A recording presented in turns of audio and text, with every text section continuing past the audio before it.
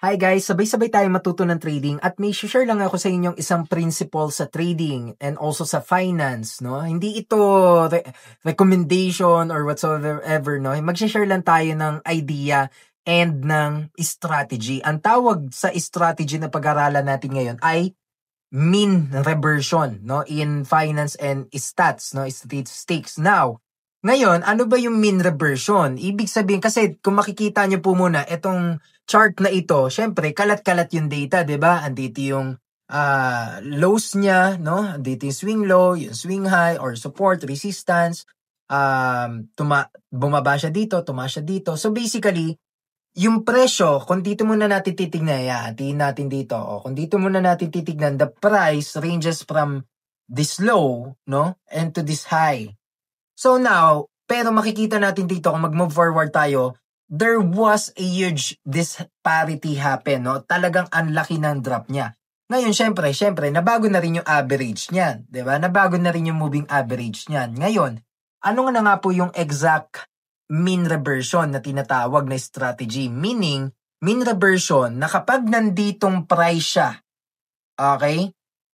Kapag nanditong price siya sa low na ito, banda dito, hindi magtatagal at tataas ulit yung presyo at babalik at imimit niya ulit yung mean, no? Or yung average na tinatawag. Kaya nga 'di ba may moving average kapag ka nagko-cross. So kasi bumabalik lang din siya sa mean niya. Kaya nga makikita natin dito, kaya sinasabi ng iba kapag ka may pagkakataon bumili kayo ng mababa, ng mas mura, no? But again, there's no way, no, para malaman natin saan yung presyo talaga na pinakabababa siya or presyo na talagang tataas siya. Ang sinasabi lang natin dito, kaya nga kapag may RSI, may mga ganung pagkakataon na overbought, oversold, kasi ibig sabihin nun, discounted yung price sa market.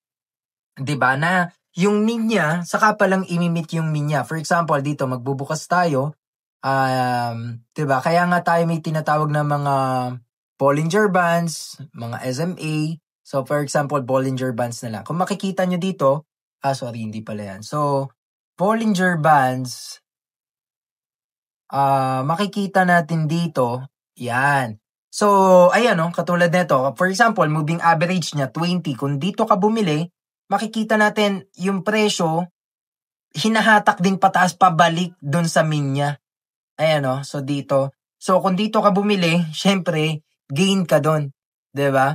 So, kaya nga again, hindi lang naman yan tungkol sa mga statistics, sa mga formulas, averages, kundi tinutukoy din nito, syempre, yung paggamit ng mga iba't ibang rules, no? Paggamit ng mga iba't ibang metrics, hindi ka lang umaas sa mean reversion na tinatawag, no? Kasi, katulad nga yung moving average, no? Laggard yan na indicator, meaning, syempre, yung moving average, sumusunod lang din yan sa galaw ng price. Ang sinasabi natin dito, 'di ba? Stable yung price dito eh. Kahit syempre tumataas siya, bumababa, tumataas, bumababa. So may volatility.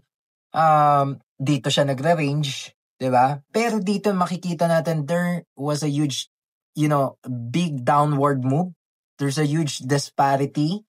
So kaya ibig sabihin, kung sobrang baba ng presyo at this particular price, 'di ba? May chance na mag-entry lalo na kung may confluences ng, for example, volume.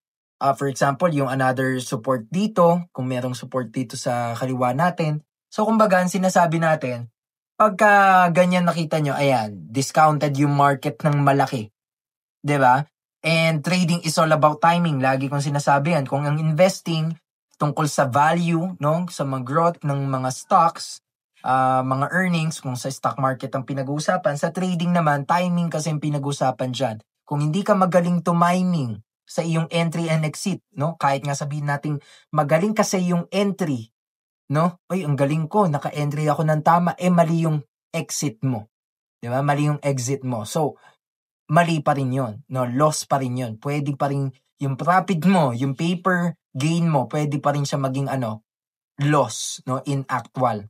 So, kaya again, yun, sana marami kayong natutunan, ano? So, actually, still, nag-aaral pa rin tayo continuously.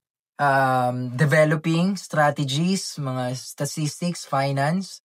So, ina-apply naman natin sa sariling trading natin. So, at sinashare ko sa inyo ngayon. Okay? So, not advice ito, but sinashare ko lang kung anong nalalaman natin. So yun lang and follow for more contents like this.